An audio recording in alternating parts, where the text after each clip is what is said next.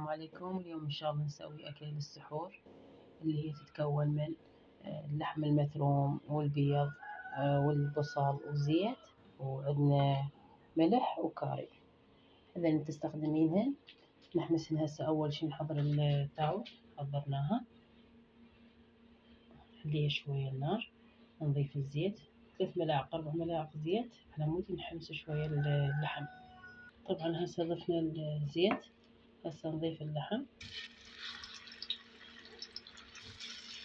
حسب، بدنا ربع كيلو، نص، حسب الأشخاص اللي عندك. أنا يعني تقريبا هذا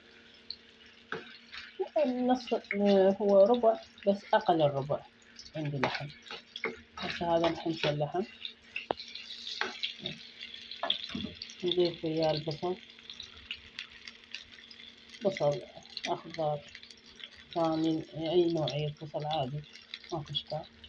نظل نحمس هالشكل ونعمل يصير لونه جوزي. طبعا هسه نضيف الكاري، نظل نحمس فيها شوية.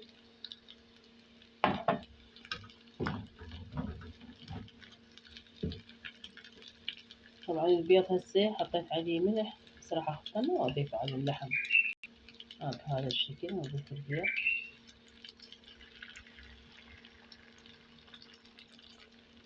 نخليه هسه نطبقه نخليه يستوي. طبعا وخلصت الحميسة مالتنا، حميسة البيض باللحم، وانا سويت وياها هاي الزلاطة، ولازم وياها خبز، يعني لازم الواحد يتعلمها، شغلة بسيطة وموجودة بكل بيت، يعني متوفرة، يعني مو شي شغلة يعني مثل غالي لو هاي، لا.